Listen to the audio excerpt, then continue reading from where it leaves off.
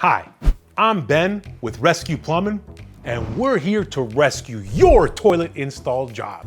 Installing a new toilet is one of the easiest things a homeowner can do to give their old bathroom a new modern look. Before choosing that new toilet to liven up your old bathroom, you must know the correct size and type of the toilet before you purchase it to make sure it fits in your bathroom. Let me give you 5 things you should know before you even install the toilet. Look, the number one thing you need to figure out before selecting a new toilet is the rough-in size measurement. The rough-in size measurement, what is it?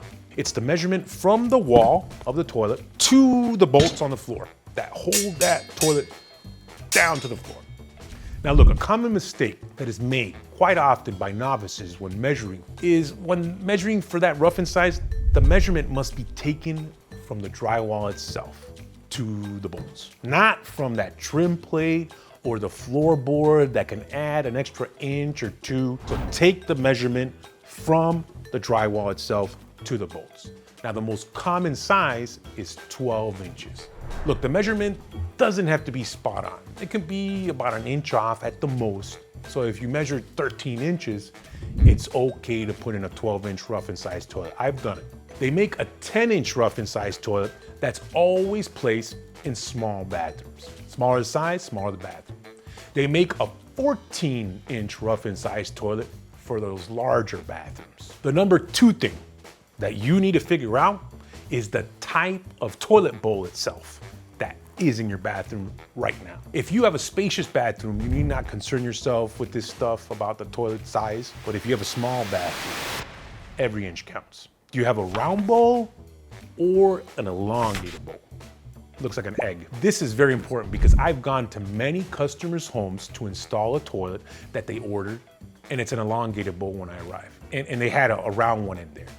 I can't install that because it won't fit. If I were to install that elongated bowl in their bathroom, their door would no longer close because the new elongated bowl is 31 inches long and the round one that was previously in there was only 28 inches long. So if you live alone, I guess it doesn't matter. And if you have guests over that do not mind your bathroom door does not close all the way when doing number 1 or number 2, you should be okay.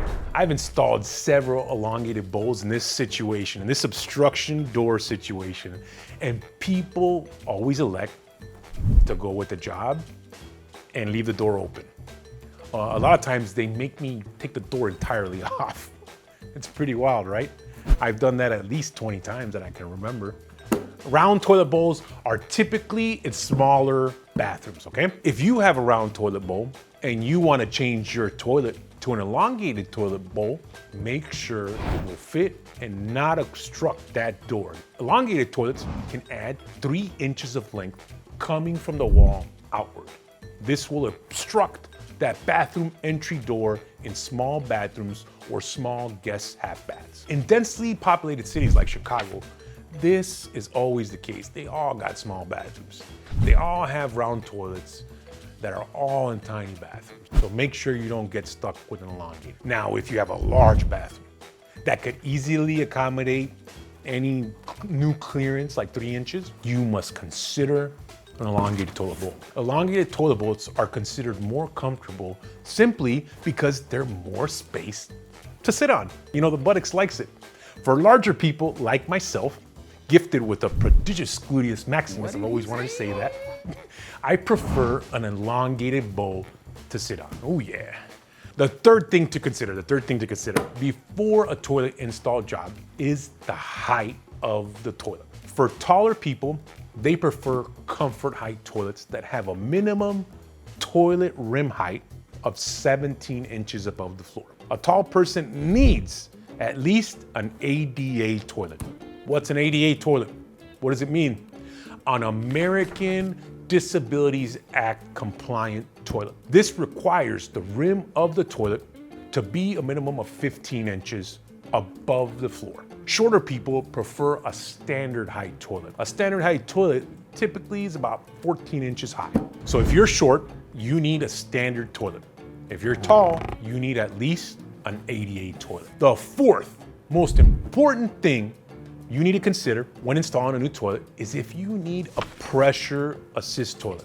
Now, pressure assist toilets are those commercial toilets that shoot out water with pressure, whoosh, like at a nightclub, commercial plays. They put a lot of those pressure assisted toilets in places where they're not needed. I don't think so. This here is a perfect place where the toilet did not need a pressure assisted toilet, because the toilet discharge goes directly into a sewage pit. Gravity is what powers all drains. And this toilet here is overkill, like in many situations, because it did not need extra power to get to the sewage pit, its destination. Pressure assist toilet is used when there is not enough power for the sewage to travel to its destination from its origin. In big buildings that have long horizontal sewage pipes that do not provide enough gravity power because of the pitch to keep that sewage flowing and flowing, that's where you need a pressure assisted toilet, and I put many in. You need a pressure assisted toilet to help move along that sewage. Move it! So pressure assist toilets are much more expensive than a regular toilet is. At least triple the cost for the toilet itself.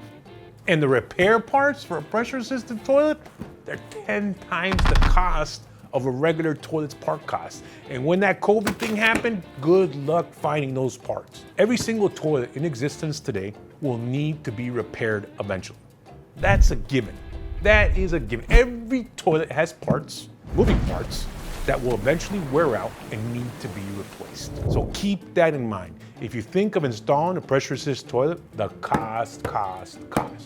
So the fifth thing to think about before installing a new toilet is if you should install a toilet bidet. I have to tell you now, they're not Illinois Plumbing Code compliant, but I personally have one myself and I love it. Someone gave me one a couple years back as a Christmas gift, and I still have it in my bathroom at the plumbing office.